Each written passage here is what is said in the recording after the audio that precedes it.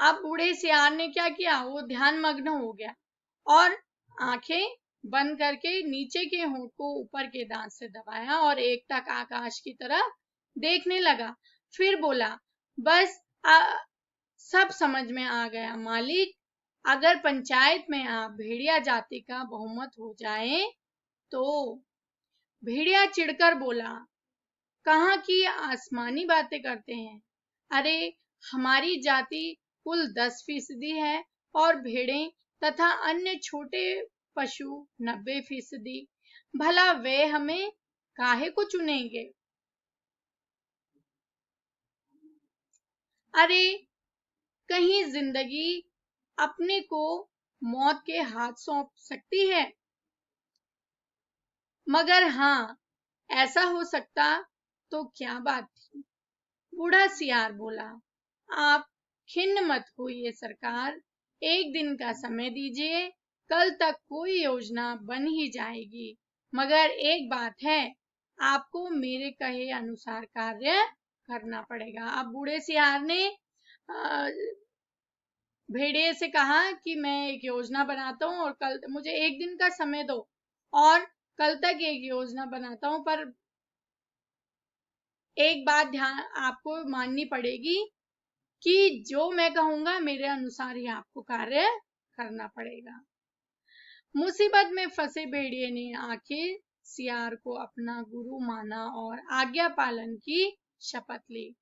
अब भेड़िया तो मुसीबत में था तो उसने सियार का कहना माना, उसको गुरु माना और उसकी आज्ञा के पालन की शपथ ली। उसको कहा कि ठीक है, जैसा तुम कहोगे मैं वैसा ही करूंगा। दूसरे दिन बूढ़ा सियार अपने 3 सियारों को लेकर आया। उनमें से उसने एक को पीले रंग में रंग दिया था, दूसरे को नीले में और तीसरे को हरे में। भेड़िए ने देखा और पूछा, अरे ये कौन है। बूढ़ा सियार बोला, ये भी सियार है सरकार, मगर रंगे सियार हैं, अर्थात वो रंगे हुए हैं, उन पर रंग किया हुआ है। आपकी सेवा करेंगे, आपके चुनाव का प्रचार करेंगे। भेड़िए ने शंका की, मगर इनकी बात मानेगा कौन। ये तो वैसे ही छल कपट के लिए बदनाम है। अब भेड़िए ने कहा, सियार तो वैसे भी छल कपट के लिए बदनाम है और भेड़िए भी छल कपट के लिए बदनाम है, तो इनकी बातें मानेगा कौन। सियार ने भेड़िए का हाथ चूमकर कहा, बड़े भोले हैं आप सरकार। अरे मालिक, रूप रंग बदल देने से तो सुना है आदमी तक बदल जाते हैं, फिर ये तो सियार हैं। अब लेखक यहाँ पर बहुत तीखे व्यंग कर रहे हैं एक राजनीतिक भ्रष्टाचार और कि दोगलेपन का किस तरह से मनुष्य का शोषण किया जाता है राजनीति में। और तब बूढ़े सियार ने भेड़िए का भी रूप बदला, मस्तक पर तिलक लगाया, गले में कंठी पहनाई और मुंह में घास के तिनके खोस दिए। अब सियार ने जो तरकीब सोची थी तो उसने उस अनुसार अब वो वहां काम कर रहा था। तो बूढ़े सियार ने अब क्या किया, भेड़िए का भी रूप बदल दिया, उसके माथे पर तिलक लगाया, गले में कंठी पहनाई और मुंह में घास के तिनके डाल दिए। बोला, अब आप पूरे संत हो गए हो, आप भेड़ों की सभा में चलेंगे, मगर 3 बातों का ख्याल रखना। अपनी हिंसक आंखों को ऊपर मत उठाना, हमेशा जमीन की ओर देखना, हमेशा जमीन की ओर देखना और कुछ भूलना मत। अब सियार ने भेड़ को 3 बात समझाई कि भेड़ों को हिंसक आंखों से ऊपर मत देखना, मतलब अपनी हिंसक आंखें ऊपर मत उठाना, और जमीन पर ही देखते रहना और कुछ मत बोलना, अर्थात बिल्कुल चुपचाप रहना, नहीं तो सब पोल खुल जाएगी, हमारा सब भेद खुल जाएगा और वहां बहुत सी भेड़ें आएंगी, सुंदर सुंदर, मुलायम मुलायम, तो कहीं किसी को तोड़ मत खाना। भेड़िए ने पूछा, लेकिन ये रंगे सियार क्या करेंगे, ये किस काम आएंगे? बूढ़ा सियार बोला, ये बड़े काम के हैं, आपका सारा प्रचार तो ये ही करेंगे, इन्हीं के बल पर आप चुनाव लड़ेंगे।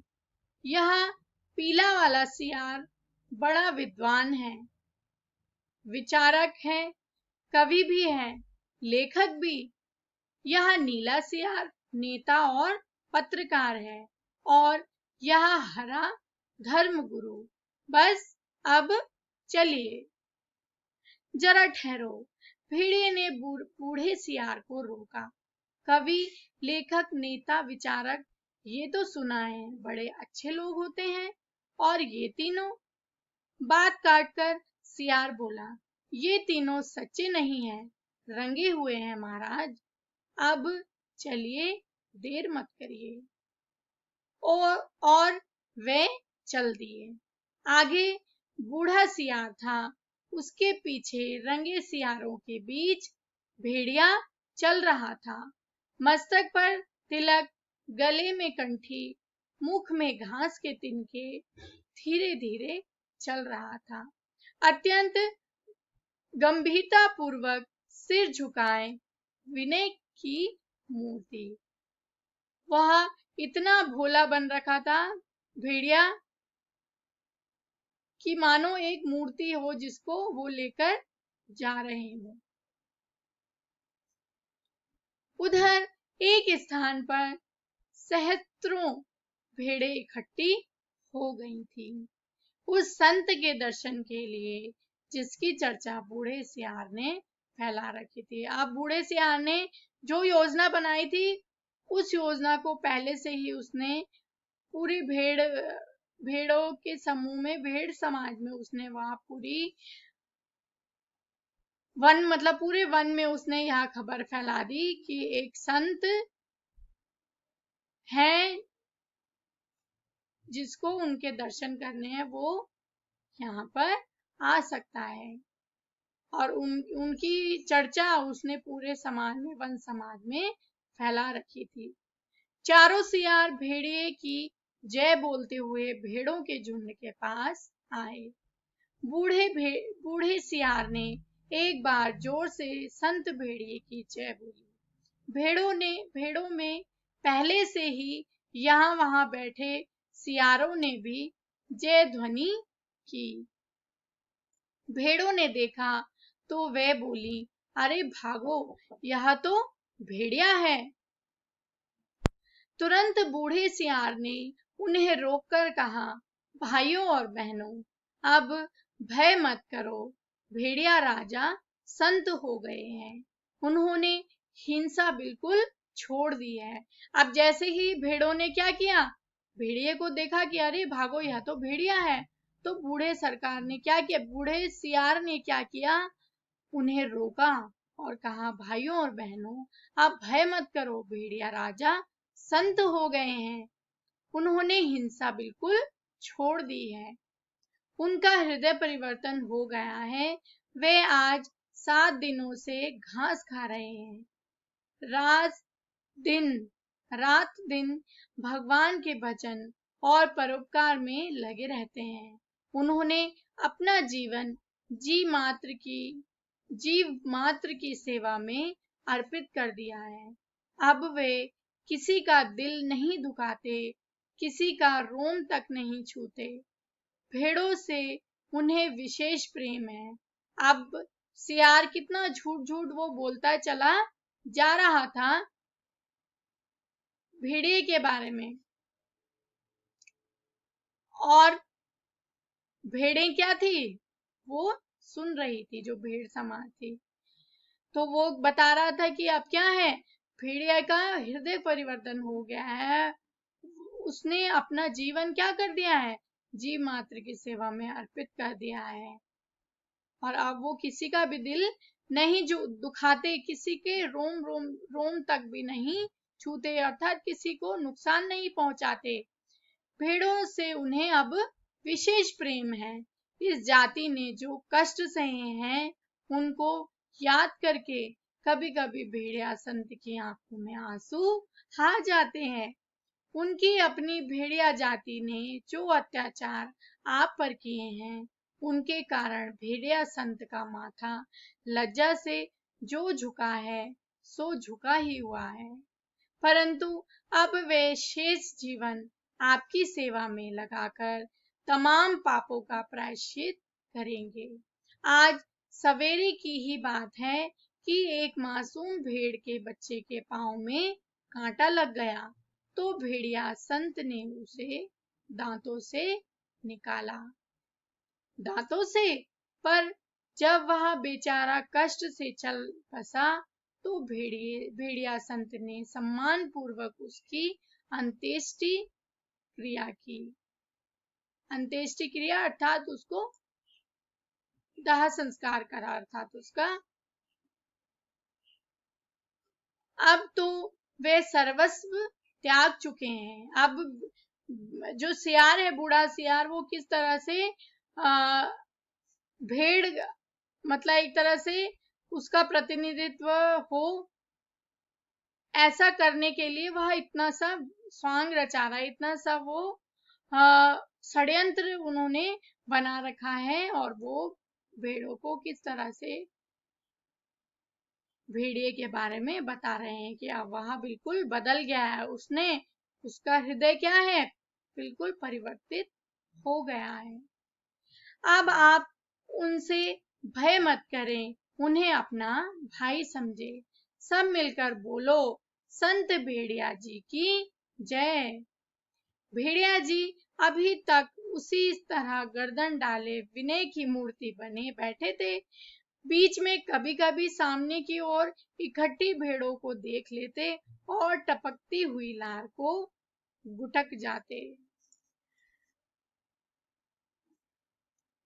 बूढ़ा सियार फिर बोला, भाइयों और बहनों, मैं भेड़िया संत से अपने मुखार विंद से आपको प्रेम और दया का संदेश देने की प्रार्थना करता, पर प्रेमवश उनका हृदय भर आया है। मुखार विंद का यहाँ पर अर्थ हुआ सुंदर मुख।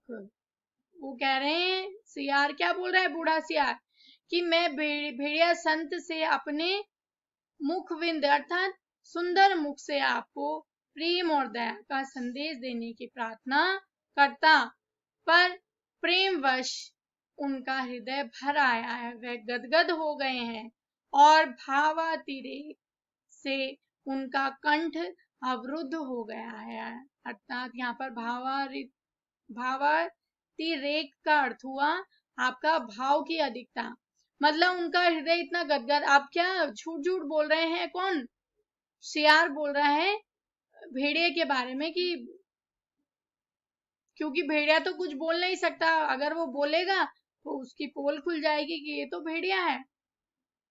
तो वो बोल रहा है कि मैं संदेश देना चाहता हूं उनके द्वारा, क्योंकि उनका, और वो कुछ नहीं बोल सकते क्योंकि उनका हृदय क्या हो गया, इतना गदगद हो गया, इतना उनका कंठ अवरुद्ध हो गया, उनका गला भर आया है, वे बोल नहीं सकते। अब आप इन तीनों रंगीन प्राणियों को देखिए, आप इन्हें ना पहचान पाए होंगे, पहचाने भी कैसे, ये इस लोक के जीव तो है ही नहीं, ये तो स्वर्ग के देवता हैं जो हमें सदुपदेश देने के लिए पृथ्वी पर उतरे हैं। ये पीले विचारक हैं, कवि हैं, लेखक हैं, नीले नेता हैं और स्वर्ग के पत्रकार हैं, और हरे वाले धर्म गुरु हैं।